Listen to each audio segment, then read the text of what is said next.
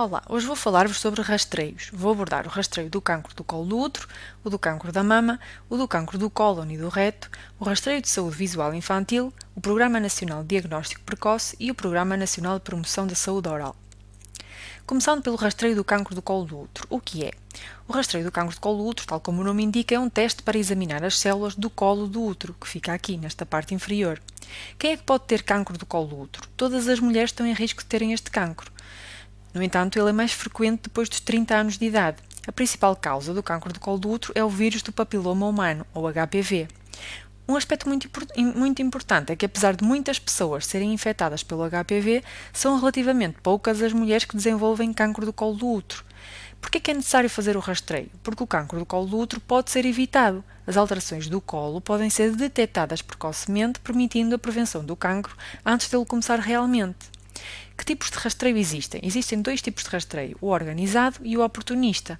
O organizado é uma medida de saúde pública e deve abranger toda a população nacional. As indicações do rastreio organizado, segundo a Sociedade Portuguesa de Ginecologia, são: citologia de 3 em 3 anos, dos 25 aos 30 anos. Uma citologia consiste na pesquisa de anomalias das células do colo uterino que podem resultar em cancro se não forem tratadas, seguida de teste de HPV de alto risco com citologia de 5 em 5 anos, dos 30 aos 65. O teste de HPV pesquisa o vírus responsável por essas alterações celulares. O rastreio oportunista faz parte dos cuidados personalizados de saúde. Nesse contexto, a decisão da data de início de rastreio é ponderada caso a caso. O cancro do colo do útero é uma raridade antes dos 21 anos e nos 3 primeiros anos de atividade sexual. Portanto, faz sentido que se deve fazer citologia de 3 em 3 anos a partir dos 21 ou pelo menos 3 anos após o início da atividade sexual. Por exemplo, se a rapariga iniciou aos 17, deve fazer a partir dos 20. A partir dos 30 anos, teste de HPV de alto risco com citologia de 5 em 5 anos. O rastreio organizado é incentivado em detrimento do rastreio oportunista. Na Associação Regional de Saúde do Norte, todas as mulheres com idades compreendidas entre os 25 e os 60 anos deverão fazer o teste de 5 em 5 anos se tiverem iniciado vida sexual. Devem aconselhar-se com o seu médico todas as mulheres que tiverem sido submetidas a uma histerectomia, ou seja, a extração do útero, se tiverem mais do que 60 anos ou se não tiverem a certeza se ainda precisam de ser examinadas. Como é que se realiza a citologia? São necessários um espéculo e um escovilhão. O médico introduz o espéculo e visualiza o colo do útero. Depois insere a parte mais longa e central do escovilhão e aplica uma pressão suave para que os filamentos laterais possam entrar em contacto com o colo. E roda 5 vezes o escovilhão entre o polegar e o indicador no sentido dos ponteiros do relógio. Em seguida, lava o escovilhão no frasco que contém a solução, empurrando 10 vezes para o fundo e forçando as cerdas a separarem-se e posteriormente deita fora o escovilhão. Por fim, cola a etiqueta com o código de barras e a identificação da utente no frasco. A consulta e o teste de rastreio realizados no centro de saúde são totalmente gratuitos para as mulheres que participem no programa. O teste é indolor para a maioria das mulheres, embora algumas o considerem desagradável. O resultado do teste é enviado em carta fechada para a residência da mulher e para o seu médico de família através da plataforma informática Cima Rastreios. Se for chamada de novo, o que é que isto significa? Pode simplesmente significar que a amostra não era suficientemente clara para a análise e que é necessário fazer outro teste. A isto chamamos resultado insatisfatório. Se forem detectadas alterações celulares, a mulher apresenta aquilo que se chama de resultado positivo, mas isto não é o mesmo que cancro. Neste caso, pode ser recomendada a repetição do teste de rastreio porque as células com alterações poderão voltar ao normal por si mesmas. Ou a mulher pode ainda ser convidada para uma consulta no hospital da área do seu centro de saúde para um exame mais pormenorizado. Só muito raramente é cancro e, quando detectado em fase inicial, o cancro é habitualmente curável. Enquanto ao cancro da mama, o cancro da mama é o mais frequente na mulher. O rastreio consiste na realização de uma mamografia, que é uma radiografia aos 2 seios. Esta permite detectar cancros mamários numa fase precoce, mesmo quando eles são demasiado pequenos para os palpar ou sentir. Quem é que deve fazer a mamografia? Todas as mulheres com idades compreendidas entre os 50 e os 69 anos. Devem fazer o exame de 2 em 2 anos. Em função da história pessoal, o médico pode propor à mulher uma mamografia antes dos 50 ou depois dos 70. As utentes com idade igual ou superior a 45 anos e igual ou inferior a 50, que já tenham iniciado o programa de rastreio do cancro da mama antes da produção do novo despacho que determina o começo aos 50, devem ser mantidas no programa. Portanto, se a mulher tiver uma idade compreendida entre os 50 e os 69 anos e estiver inscrita no centro de saúde, o médico de família informa a Liga Portuguesa contra o Cancro que deverá enviar à mulher uma carta convite com indicação da data em que poderá realizar a radiografia aos dois seios e o local onde se encontra a unidade de rastreio. Esta unidade pode ser móvel e estacionar no concelho de 2 em 2 anos ou fixa. No dia do exame, a mulher deve levar consigo a carta convite, o bilhete de identidade e o cartão de utente do centro de saúde. Habitualmente são precisas 2 radiografias por cada seio. Para obter uma boa imagem, o seio é comprimido entre 2 placas. Algumas mulheres sentem desconforto e até alguma dor com a compressão dos seios. No entanto, ela é habitualmente passageira e desaparece no final do exame. A quantidade de radiação é tão pequena que o risco com a repetição é praticamente inexistente. O resultado da mamografia é enviado pela Liga Portuguesa contra o Cancro, em carta fechada, para a residência da mulher e para o seu médico. A mamografia e todos os exames que forem eventualmente efetuados no âmbito deste rastreio são gratuitos. E quanto ao resultado, a mamografia deve ser classificada segundo o protocolo internacional BIRADS. As utentes com BIRADS 1 ou 2 devem repetir em 2 anos. BIRADS 3 devem ser referenciadas para consulta de aferição. Se não se confirmarem as suspeitas, só volta a realizar mamografia em 2 anos. Se confirmarem as alterações, é referenciada para investigação diagnóstica numa unidade de patologia mamária hospitalar. As utentes com mamografias classificadas com BIRADS 4 ou 5 devem também ser referenciadas para esta consulta de patologia mamária. No que toca ao cancro do cólon e do reto, sabendo-se que os programas de rastreio podem ter um impacto significativo na redução da incidência e de mortalidade, foi preconizada a realização com teste primário com pesquisa de sangue oculto nas fezes, PSOF, a cada 2 anos, na população assintomática entre os 50 e os 74 anos e sem outros fatores de risco.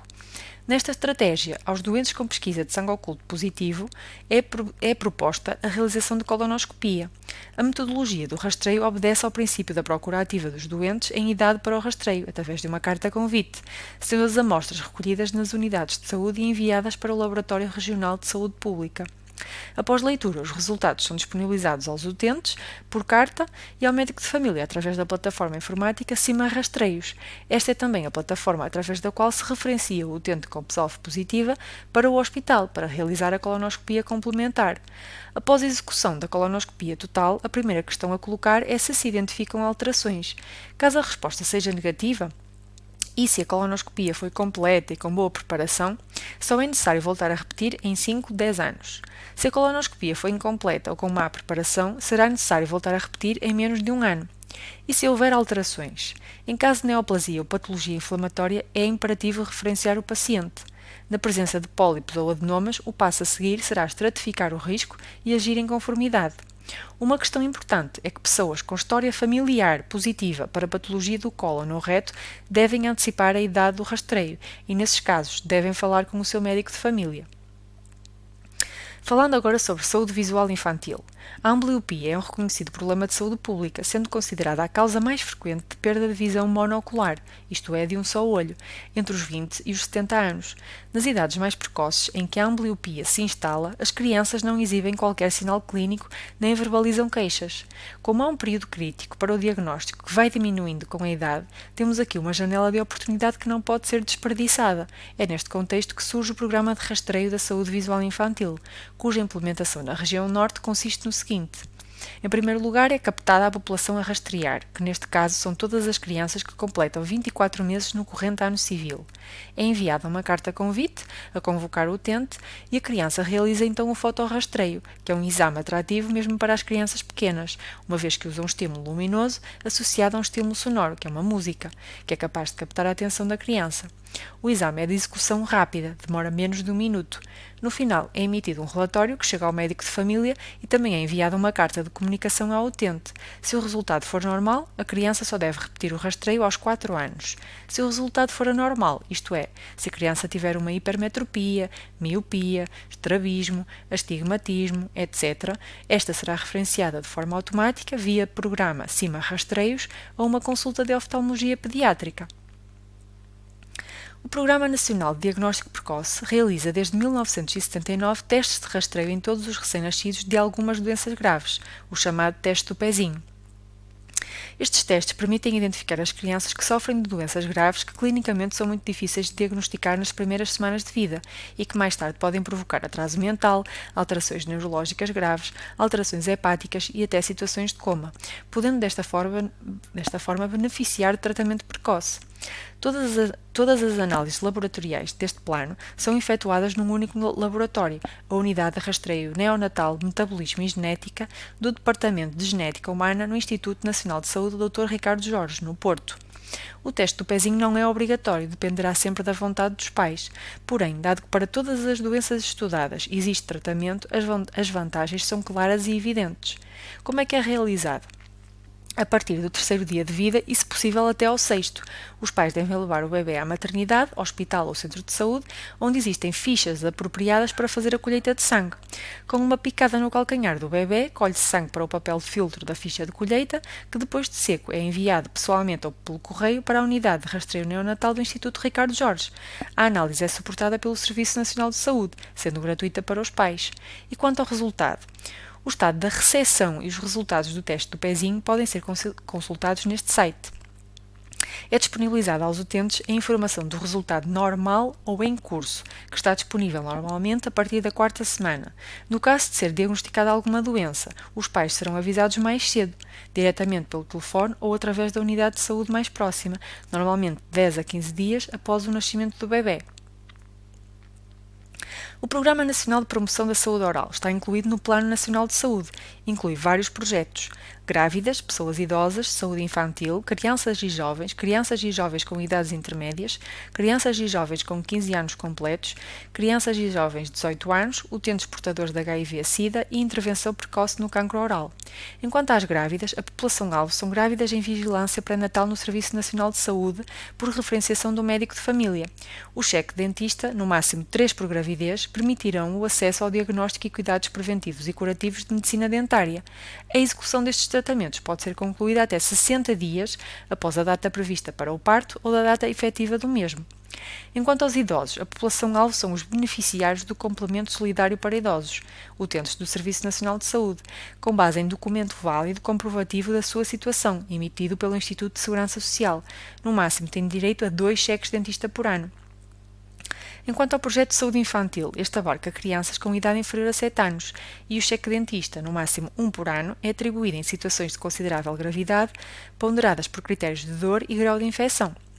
No que toca às crianças e jovens, este projeto divide-se em 2 grupos: crianças e jovens de 7, 10 e 13 anos, que frequentam escolas públicas ou IPSS, e crianças e jovens com necessidades especiais, portadoras de doença mental, paralisia cerebral, trissomia 21, entre outras, que não tenham ainda sido abrangidas pelo programa. As de 7 e 10 anos têm direito a 2 cheques dentista no máximo, e as crianças de 13 têm direito a 3. As idades intermédias incluem crianças de 8, 9, 11, 12, 14 e 15 anos que tiveram acesso ao programa através da saúde escolar em ano anterior e que terminaram os planos de tratamento. Têm direito a 1 cheque dentista por ano. Enquanto ao projeto de crianças e jovens de 15 anos completos, a população-alvo são jovens de 16 anos que completaram o plano de tratamento aos 13 e têm direito a 1 cheque dentista por ano. O projeto de crianças e jovens de 18 anos, tal como o nome indica, inclui jovens de 18 anos que completaram o plano de tratamento aos 16 e também inclui um cheque dentista por ano. Nos portadores de HIV/SIDA, os cheques dentista são divididos em 2 fases de utilização. Numa primeira fase poderão ser usados um máximo de 6 cheques por utente. Numa segunda fase, em utentes já abrangidos pelo programa e que não fazem tratamento há mais de 24 meses, podem ser usados 2 cheques de 2 em 2 anos. Por fim, temos o projeto de intervenção precoce no cancro oral, que inclui o seguinte grupo de risco: homens fumadores com idade igual ou superior a 40 anos e com hábitos alcoólicos e utentes com lesões da cavidade oral identificadas pelo próprio, pelo médico de família ou por estomatologista ou médico-dentista. No máximo, estes utentes têm direito a 1 cheque diagnóstico e 1 cheque biópsia 2 vezes por ano. É tudo. Muito obrigada por terem assistido. Não se esqueçam de ver os restantes vídeos e estejam atentos ao próximo. Se quiserem, também podem deixar a vossa opinião ou sugestões para outros vídeos nos comentários. Obrigada!